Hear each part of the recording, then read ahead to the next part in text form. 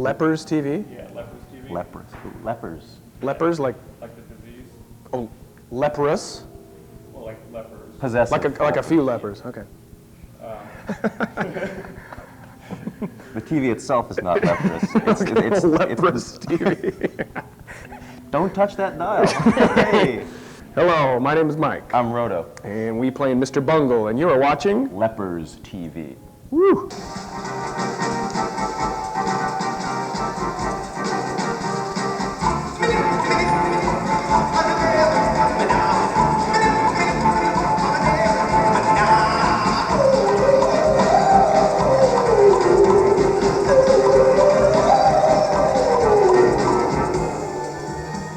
Well, this is Roto here. He plays samples and keyboards and sings and guitar, and Mr. Bungle. My name is Mike.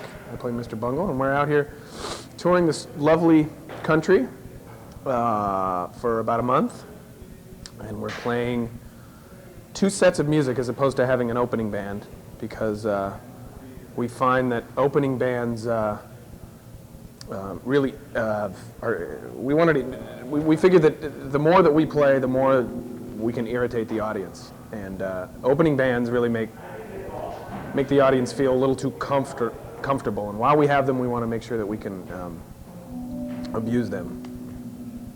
Are you asking how we managed to do that? How and like, why would you want to like make all the sounds you hear on the album actually a full live experience? I mean, it's a really cool Because concept it's to me. all, every sound is important. I wouldn't know which ones to cut out. Those, the songs on this record, every little squeak and every little burp or every little fart is kind of meant to be there and has its little place. So why bother playing any of those songs if you're not going to include every little detail? So, I mean, that's why everybody kind of has to have 2 or 3 jobs assigned to him in this band. Like the percussionist has to, play about 12 instruments. He plays about 5 instruments. I'm playing a few. Guitar player, is all over the place. So that's how and why we do it.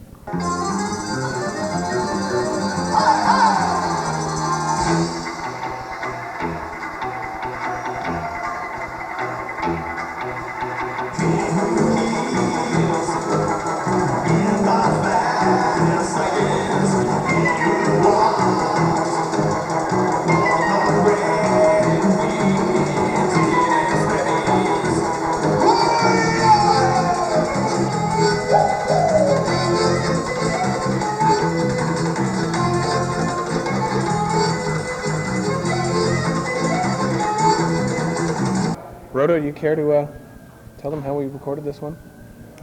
Sure, I'll take a stab at it. The album was recorded at various recording facilities. It was done in bits and pieces across a number of different studios. And like most albums, it was built from the ground up with various members of the band throwing their ideas against a wall and watching them bounce back like rubber bands. And basically, I think the album got its stylistic vibe fairly organically. I don't think the band set out to make a Beach Boys record, but people were writing, stuff that had some pop overtones to it, and it's thoroughly a Mr. Bungle record, I think. And there was a lot of extra work, I think, that went into making it happen because it was ambitious. It was done to tape. It wasn't a cut and paste record.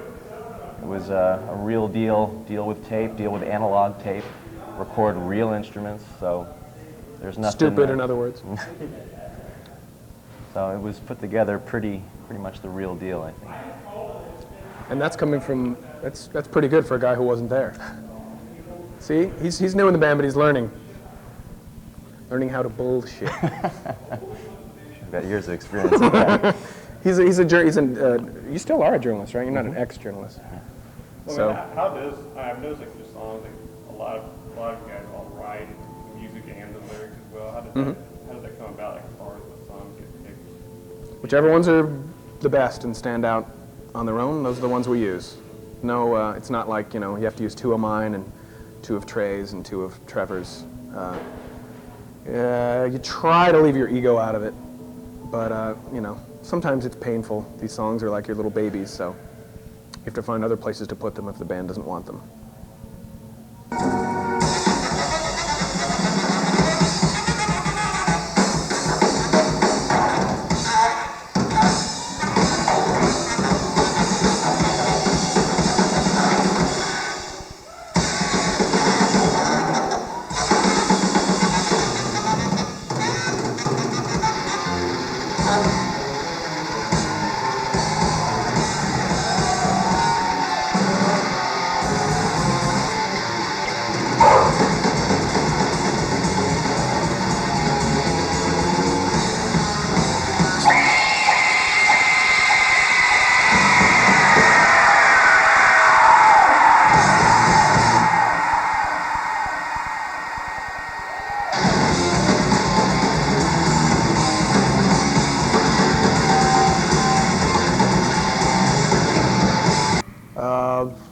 All sorts of stuff.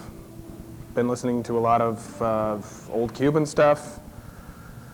Bought a Ray Charles record today. What else did I get today? Oh man, I scored. Today I got did you see that? It's called Cambodia Rocks. And it's like a bunch of psychedelic Cambodian rock bands from the 60s, a compilation. It's a total score. But basically, I don't know if I answered your question, but anything goes. Listen to all different kinds of music, just depends what kind of mood. Yeah, usually all at the same time. I would like to say, everybody out there, eat shit. Because a million flies can't be wrong. Thanks for watching.